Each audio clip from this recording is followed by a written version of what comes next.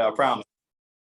Hey, everybody, and welcome to the next episode of A Dearybury Every Day. This episode is sure to be a treat because I have one of my oldest friends that has been on the show, other than my mom, which she's of course birthed me, so I've known her the longest. But my buddy Clint here is probably the longest person to have been in my life that has been on the show. So Clint, welcome to the show. Tell everybody who you are, what you do, and how are we connected?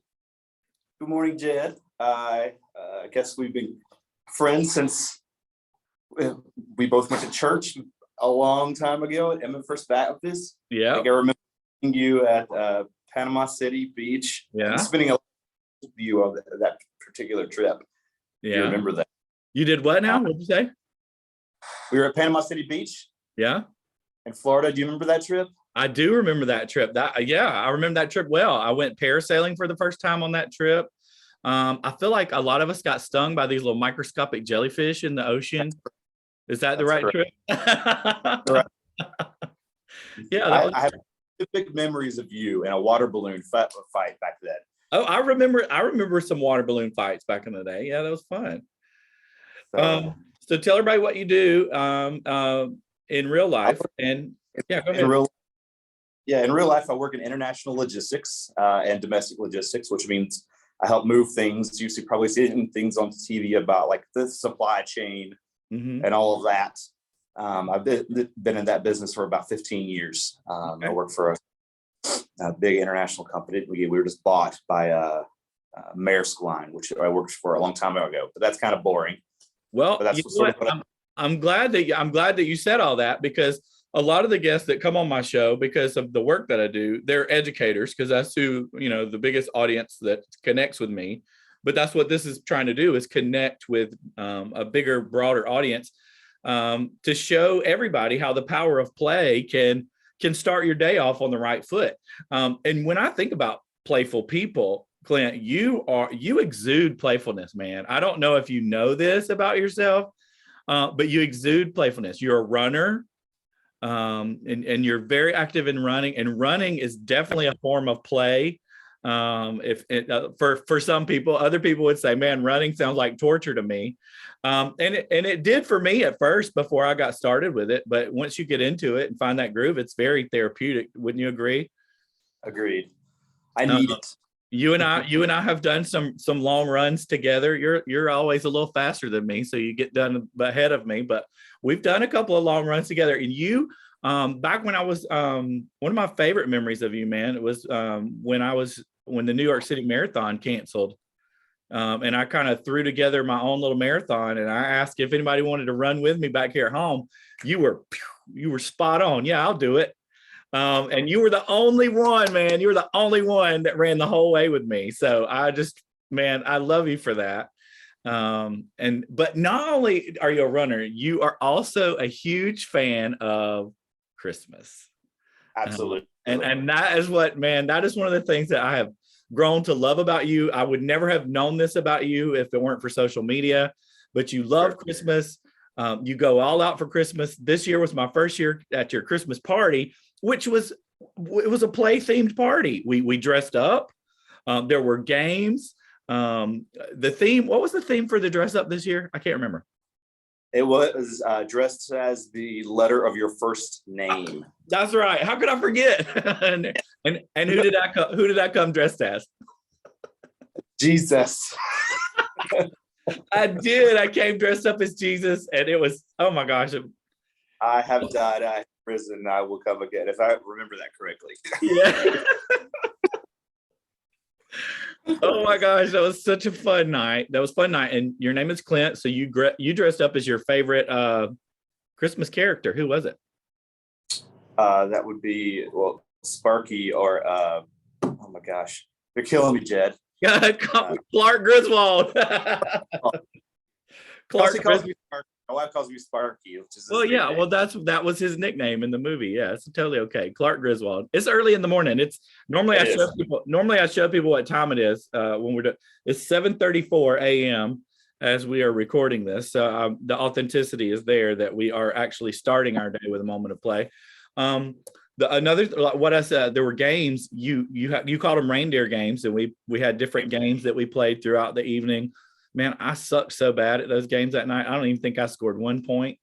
And I didn't even have any adult beverages that evening. I was the driver, and so I was the good person that evening. And I still could. Maybe that's why I didn't score any points. I wasn't good enough. And we've been hosting that game. I think I told you. I think this is our 11th year of doing that, and Wow. some version of play and game every single year.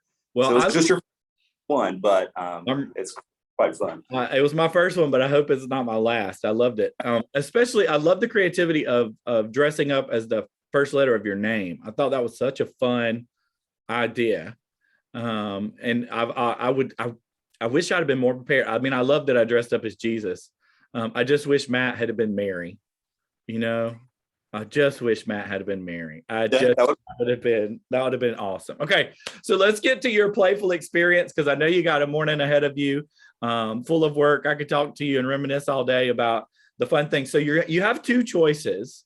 You have a quiz or something to do with music. Which one would you like, quiz or music? I like trivia, so let's go quiz. I knew that about you. Before we jump into the trivia, though, I do want to tell everybody one other thing. The reason that I picked music. Tell everybody before we do your quiz, what you and your family do with music around Christmas that I think is just $1 million idea. You're throwing me for a loop here. Yeah, come on. You remember what y'all do at Christmas? Every morning when you turn on the radio? It's every evening. Sorry. Evening. In the evening. Okay, so we have a board. Yeah. A play board created 15 years ago, my wife and I. And it all started out as a guessing game for the radio. They play like the same 40 songs on the radio every single day, right? Yep. And so my wife and I would bet every single night. We would guess the song that was going to come on the radio. Yep. The artist necessarily, but just the song. So there's some version of Holy Night. Yeah. Version. Yeah. We have a board, and we do that from Thanksgiving all the way through Christmas Eve. Yeah. And the winner choose breakfast on Christmas Day morning. Whoever has points, and it's the most fun. And we record everything, and it's really, really fun. And look, and I follow it on social media.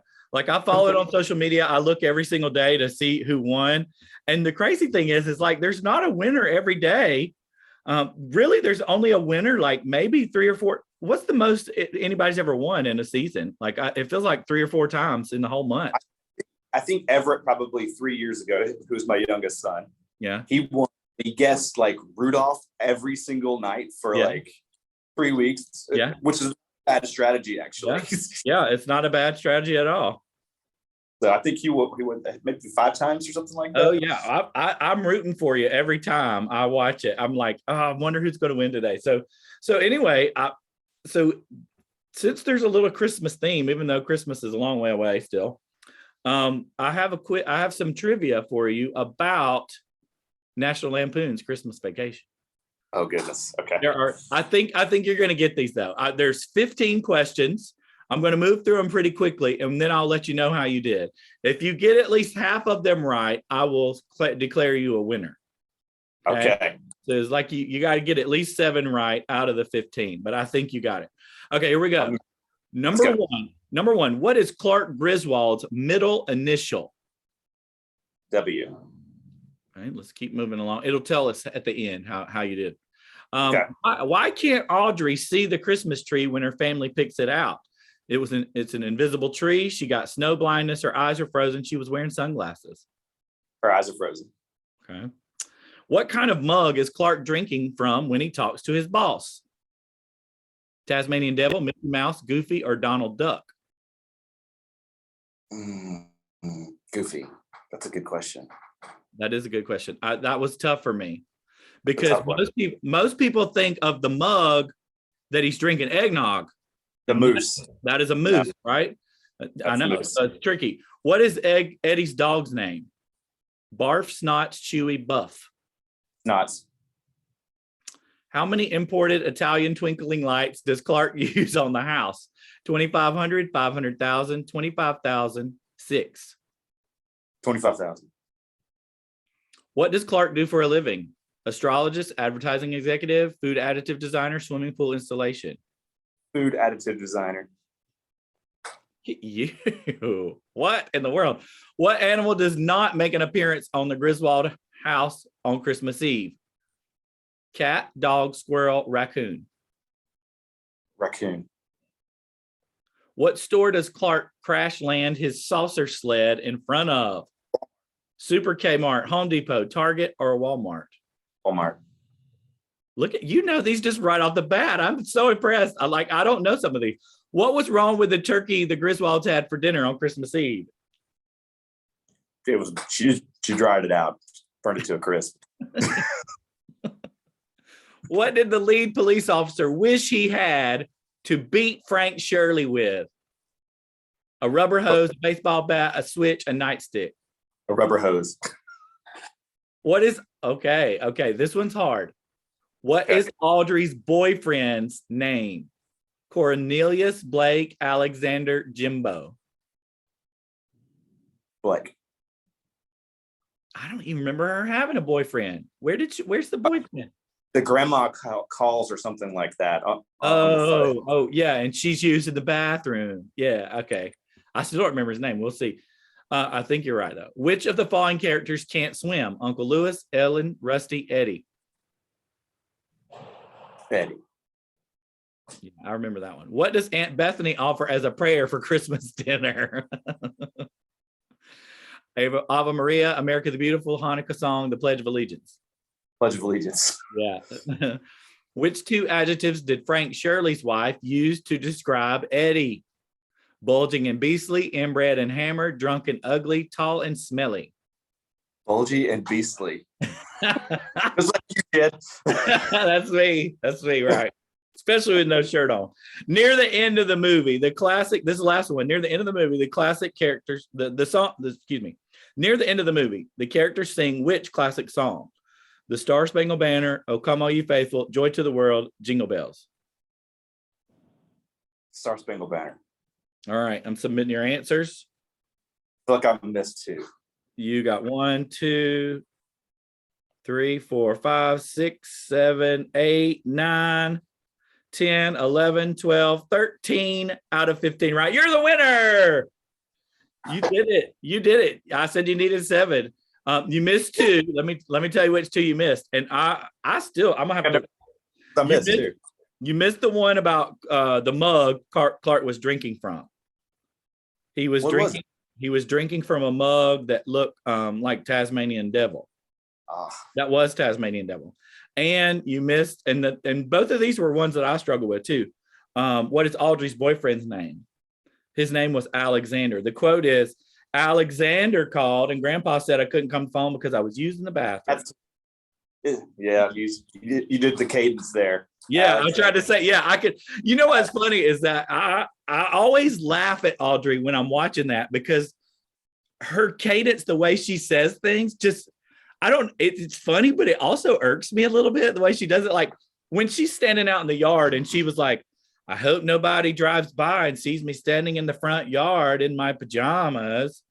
It's a little bit of a Valley Girl thing or something. Yeah, and it was almost like I don't know, maybe it's the teacher in me. It was a horrible run-on sentence. It was just like, stop. I mean, I don't know. It was just, I don't know. Every time I watch it, I kind of cringe when she's standing out there looking at the house. I'm like, Audrey, she's my least favorite, I don't know. But anyway, man, you did good. 13 out of 15. That's not bad at all. Way to start the day. Tiger blood. Look, here's what's happening in your brain right now, whether you realize it or not. Dopamine, serotonin, catecholamines, all of those feel-good chemicals that you need to have a great day, they're all in your brain now, juiced up, ready to go. And I don't know if you know this, I've said this on a couple of episodes, but serotonin, you know what else it helps you do? It helps you go poop. Oh, great. You love talking about poop. we could share some stories about that, I'm sure. Anyway, man, thanks for being on here. I'm gonna tell you, like I tell everybody, you matter, man, and play pretty. Thanks for being on today's show. We'll see you next time, everybody. Have a great day.